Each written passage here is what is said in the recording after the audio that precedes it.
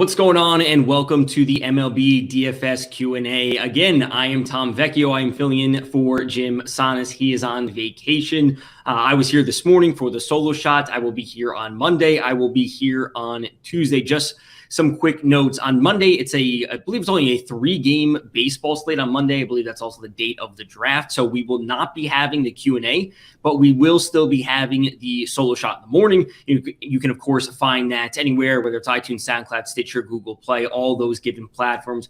Make sure to give it a like, follow, or subscribe. We'll be back on Tuesday for the solo shot in the morning, and then be back on Tuesday afternoon for the Q&A. You can find me on Twitter at DFS_Tom. We have a full 15-game slate. I think that we're in a pretty good spot. We went over the basics this morning. We have good pitchers, great pitchers to choose from. We have, of course, field on slate. We have plenty of offenses to choose from, and we have plenty of value. So let's hop in with, the Cleveland Indians, one of the teams I spoke about this morning. Their lineup has been confirmed. That is great, and we get plenty of value.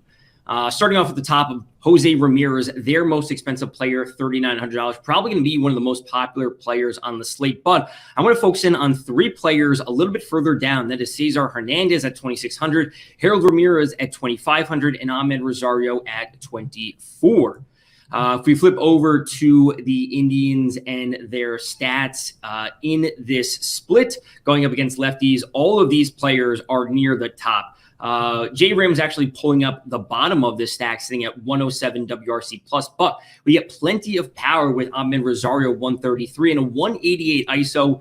Cesar Hernandez 111 WRC plus and a 233 ISO is obviously amazing to see. We'd love to have Franmil Reyes in this lineup if he were to be healthy. But if you look to drop some of these players into your lineup, if we flip over to second base, getting Hernandez in there is very, very easy. Ahmed Rosario 2,400. All the savings we possibly want. Harold Ramirez at 25. And of course, plenty of savings for Jose Ramirez, a great 4-man stack. So Jason is asking the best stacks for tonight. We, of course, have Coors Field on the slate. I think plenty of people are going to be paying up for the Athletics. I think the Athletics are actually going to be more popular than we see the Colorado Rockies. The Athletics coming in with a slate high 5.82 implied run total, which is, of course, massive. The Rockies behind them at 5.1. I still think we're going to see the Athletics as the most popular team. We do see the Indians down here at 4.23. I think they're in an awesome matchup against Keegan Aiken again, giving up a lot of fly balls last year, a modest amount this year, but still giving up some good hard contact. So the Athletics, I'm going to be high on, very much in favor of the Indians tonight. And then also the Royals, 4.95 implied run total going up against Matt Shoemaker. So those are certainly my some of my 3 favorite stacks. Also spoke about the Red Sox this morning on the solo shot. I expect them, along with the Yankees, to be very, very chalky. I think that the Coors Field game and the game at Yankee Stadium is going to be spots where we see plenty of game stacks. So, speaking of the Yankees real quick, just want to hop in here. For the weather, I spoke about this morning, there were some light weather concerns, the rain, but the rain should be all gone from Washington and Philadelphia. That's obviously important for Scherzer and Wheeler. And then the rain is going to be clearing for Boston and New York. So I think that, no weather concerns. I want to say that we have no weather concerns going forward. Should we be starting... I am not in favor of really any of these bottom tier pitchers except for Mitch Keller. I love the matchup against Miami. I think we can be looking there. Do you like the Dodgers offense tonight? Their lineup is out. For Dodgers, Red Sox, Orioles. Dodgers are out. Here we go. Dodgers. Betts, Muncy, Turner, Bellinger, Smith, Taylor, Lux, Pollock. Yeah, I'm always in favor of the Dodgers, a team like, the Dodgers, the Astros. I think these are all, tier 1 teams. Ian Anderson is a solid pitcher, not someone I particularly like to stack against. I think that you could probably get the Dodgers at a lower roster rate today compared to other teams. Just because there are so many other better offenses like the Red Sox, like the Yankees in better matchups when we're dealing with similar salaries, right? If you decide to pay up for Stanton and Judge, and DJ LeMahieu and whoever might be from the Yankees, or you go to Devers and Bogarts and Martinez from the Red Sox, we're looking at similar salaries if you're deciding to pay up for some of the players on the Dodgers tonight. Bellinger, Betts, and Muncy, these are all expensive players. We're looking at the Red Sox and the Yankees. We're looking at very, very comparable salaries. So why are we not just taking the players with the Red Sox and the Yankees that are in a better spot, which is, I think, making a roundabout way of saying the Dodgers are actually a great tournament team tonight because they're not going to be as popular. Should you start Cody Potet against the Pittsburgh Pirates? This is a player that I know he's gained some steam throughout the past couple of weeks and throughout the day. I'm not against stacking or attacking, I should say, not stacking, attacking the Pirates. It's not like we're worried about their offense. We're not worried about the Marlins offense. The strikeout rate, if we bring up his numbers quickly, if you're looking for salary relief, I think he's a viable option. Bring up his 2021 stats from Miami. Obviously, a very small sample size. We're not going to be getting too much from him. 23.2% strikeout rate. The low walk rate is nice at 4.9. 3.97 Sierra. He's, a lot of fly balls. It's obviously a small sample size, only 21 innings at 50%. A medium contact rate at 50%. He's certainly a pitcher you can take a shot on. It, like, ultimately, we're not sitting here worried about the Pirates offense, right? It's not like we're going to be worried about them putting up, 7, 8, 9, 10 runs. So at $6,900, if you need the salary relief and you're really looking to pay up for Colorado or Oakland for the Athletics, I think he's a viable option. I know some people will turn to Mitch Keller on the other side. I think that's also a viable option. Luis Castillo, we know what he can do, plenty of strikeouts, but also the potential for plenty of walks and plenty of home runs. There's always some downside with Luis Castillo, but there's, of course, plenty of upside. Do you like the possibility of Baltimore as a stack? If so, which players from Kyle? So let's look at Baltimore's lineup. They were confirmed, yeah. Mullins, Mancini, Santander, Galvis, Mountcastle. Pretty standard lineup for them. Can we be flipping to the Orioles on this side? Yeah. Why not the Orioles? At home in a good hitter's park. Let's look at their splits quickly. Going up against a righty. Let's change the team to Orioles, lefties, righties, update. Where would we go? So Cedric Mullins is a player I've been high on for most of the season. He has good splits, lefties and righties, strong 190 for ISO. DJ Stewart, though, lefty, really only in play against the righty. This is a player I would certainly look at for the Orioles, certainly getting him at plenty of salary relief. 2,200 for DJ Stewart. Middle of the lineup for the Orioles, that's a player I would certainly look at. Of course, we know Trey Mancini is absolutely awesome, putting up fantastic numbers this year after taking all of last season off. How would you rate the stack for Baltimore, Boston, and Texas? Well, I think Boston, of course, is going to be the best overall stack and probably the most popular out of that group. Boston coming with a 4.32 implied run total. Of course, a great hitter's park for them going up against the Yankees in Yankee Stadium. Their lineup is also confirmed. Danny Santana is actually leading off for the Red Sox. That is interesting. Kike Hernandez is getting the day off, which is interesting. So Danny Santana getting the start in the outfield and leading off. He's $2,500. That is certainly plenty of salary relief, but I still think that we're probably going to see the main stack or the chalky stack for the Red Sox as Verdugo, Martinez, Bogarts, and Devers. That's a very, very solid stack for the Red Sox. So ultimately, if I'm going to be ranking them, Texas, I don't have a whole lot of interest in Texas tonight. They just have too many strikeouts in their lineup. Tampa Bay, whether they pull pitchers early, they still have a very strong bullpen. So I would put Boston and then Baltimore and then Texas. If you want to differentiate your exposure and go to Texas, I think that's fine. But really, Boston is looking like the top option out of that group. And I think that the stack of was it Verdugo, Martinez, Bogarts, and Devers is looking fantastic. Martinez 180, Devers 160, Bogarts 149, and Verdugo at 147. That's all in WRC plus, the top 4 players on their team. Now, if you're looking to differentiate, this is where you would start with Danny Santana. Obviously not a player that brings a ton of power, but allows you to obviously enter or bring some salary relief into your lineup, enter what you need. Also, the potential for dropping down and taking a Bogarts, Devers, Renfroe, Marwin, Gonzalez stack is also in play. You should get away from some of the chalkier options. Now, when it comes to who are my top 2 pitchers on tonight's slate from Brad, really, they're going head-to-head, and that's just going to be Zach Wheeler and Max Scherzer. Now, Max Scherzer, we could say, is the best pitcher on this slate. He is coming in a little bit cheaper than Zach Wheeler, but I also made a good case for Shohei Ohtani on the solo shot this morning because he's $9,500, and that is a good bit cheaper than both Wheeler and Scherzer. Now, of course, the matchup going up against the Mariners is a fantastic matchup, but ultimately the top 2 pitchers are going to be Wheeler and Scherzer. Scherzer and Wheeler, whatever you want to say, I think that they're both absolutely fantastic. Now, I don't think it's out of the question to think that Wheeler is actually going to be less popular than Scherzer because we're splitting hairs for a lot of their stats. Scherzer has a 35% strikeout rate. Wheeler's at 31.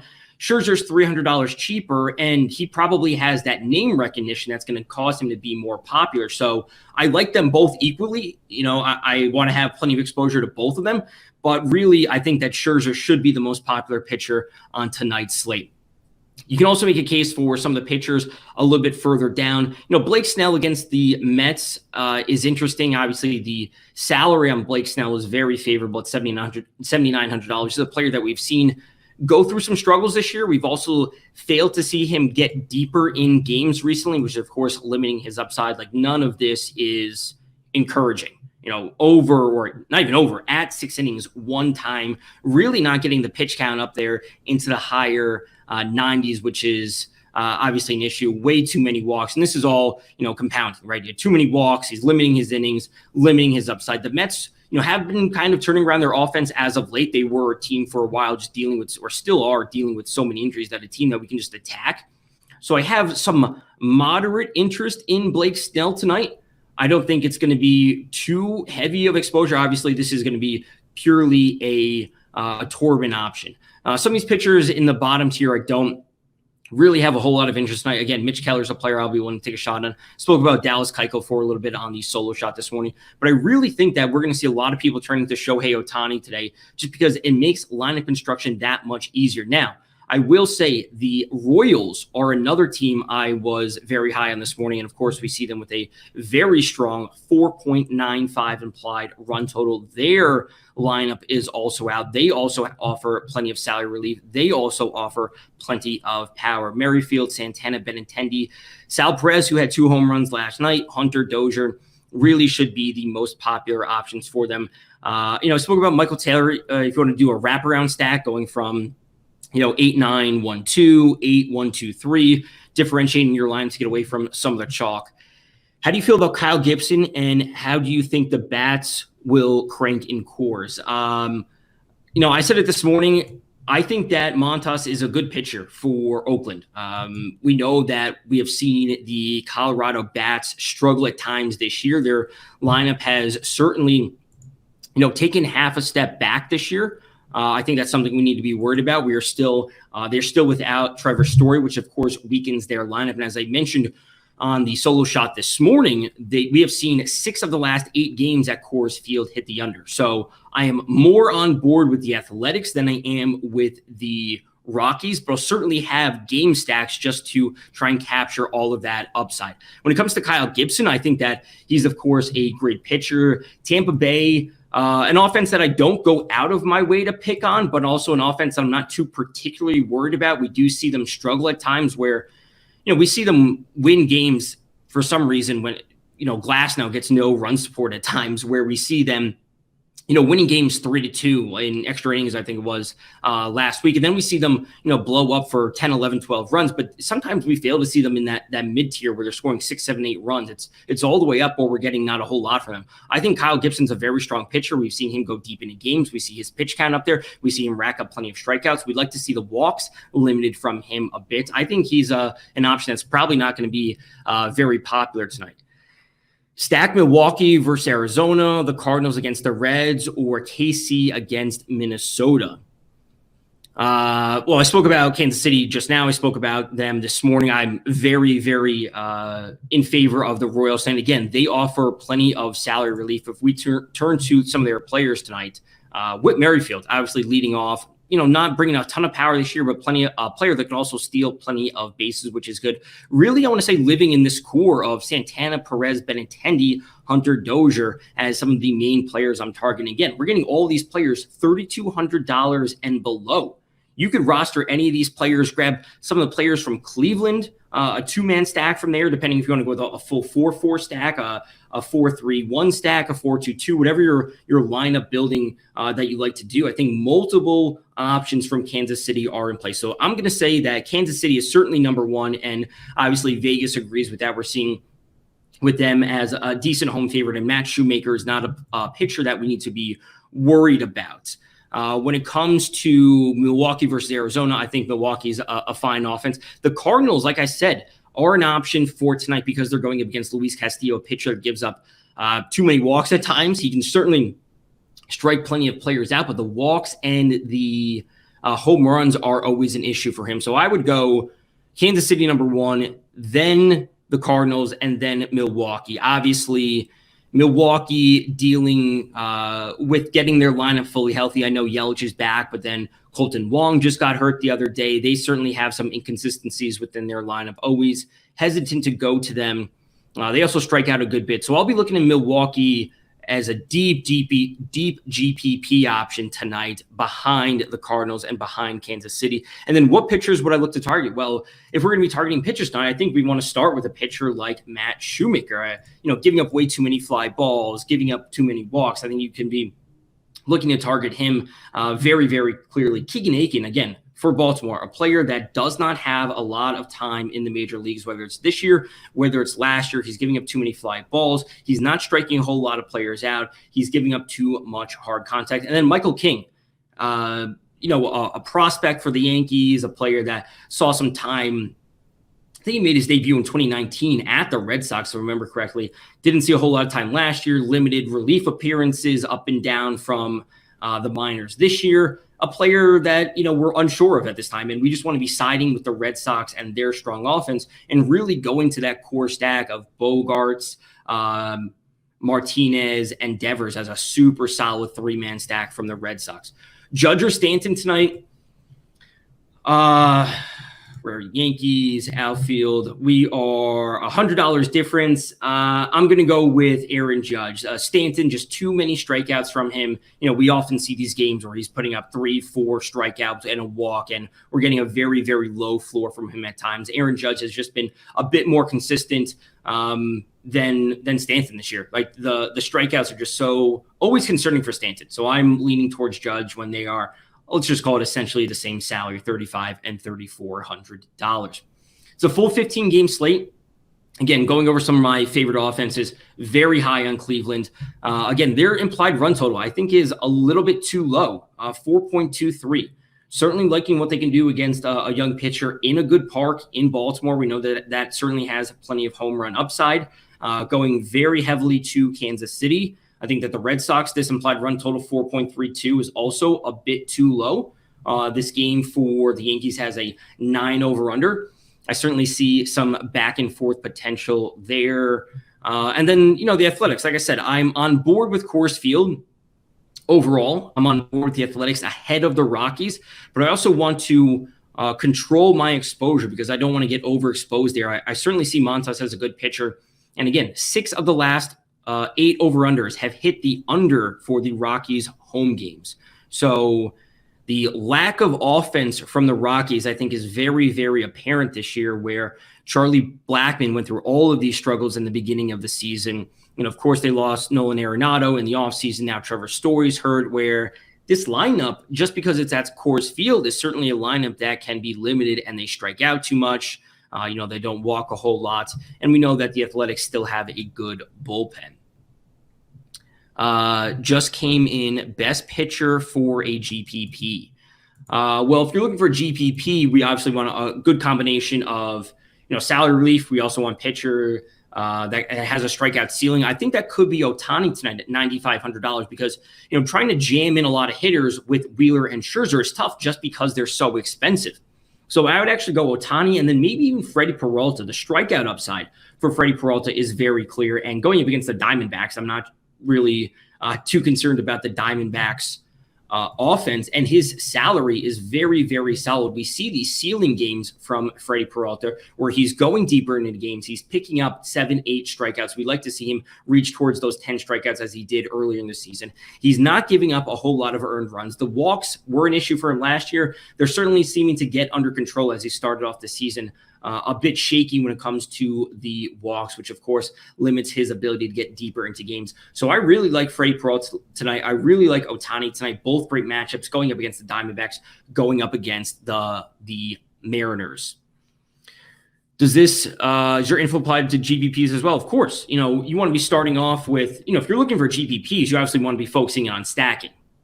Right, you want to be focusing in on how do I maximize the upside, and that's of course capturing all of or as many of the runs as you possibly can from a given offense, and that means going to the Red Sox, going to their core hitters. Okay, they're slightly expensive. Now, who do I pair them off with? So this is in terms of baseball, whether it's the Red Sox or it's the Dodgers or the Astros. Haven't even spoken about the Astros. Didn't talk about them on the solo shot. Haven't spoken about them now, but at the end of the day, they're let's just call it what it is. They're all roughly capable of the same thing. Maybe someone has a slightly better park factor. Maybe slightly, one team has a slightly better matchup. Those are all basically offenses in the same tier. So if you're going to be stacking the Red Sox, it's not only just about stacking the Red Sox, it's about who do you pair them with. So when it comes to GPPs, I like to group teams into pools. It's like, all right, this is my pool A teams for today, which would be the Athletics, the Red Sox, the Yankees, the Dodgers, as someone brought up earlier, where they're all roughly the same salary, right? Stanton is 34 and Verdugo is 34, or whoever it might be from the Red Sox. We're all roughly in the same salary range. Bogarts is 34, Stanton is Bogarts is 33, Stanton is 34. They're all roughly in the same range, right? So whether you choose to stack the Red Sox or the Yankees, it's not that much of a difference if they have a roughly the same applied run total. So the Red Sox, the Yankees, the Athletics, the Dodgers are all Group A teams or Pool A teams. Then Pool B would be cheaper teams like Cleveland, like Kansas City. So you can take multiple members from these teams that are in good matchups going up against Shoemaker for Minnesota. That is the Royals going up against him, or Cleveland going up against Keegan Aiken for Baltimore. And then you take that salary relief and then you pair them with that more expensive team. And especially if you're, MMEing and you are rolling out multiple lineups, you take, some Boston, you pair them off with Cleveland. You take Boston, you pair them off with Kansas City, and then you filter in the Yankees, you filter in the Dodgers, you filter in Coors Field with some of these cheaper teams. And then you're working with all teams that are in good spots, all teams that have solid implied run totals. They have good park factors. They have salary relief. They have home run upside. They have everything that you want. You're checking every box, every single slate. So I think that these are some of the core teams that we should see very, very chalky on tonight's slate. So I think that does it. We're in a good spot. We have plenty of pitchers. We have plenty of hitting options. We have salary relief, and we have 15 baseball games ready to have first pitch in a few hours. So that does it for the Q&A. We will be back on Monday for the solo shot. There will be no Q&A on Monday since it's only a 3-game slate. We'll be back for the solo shot and the Q&A on Tuesday. My name is Tom Vecchio. I'm filling in for Jim Sanas as he's on vacation for a few days. You can find me on Twitter at @DF_Tom. And until next time, good luck in your contests.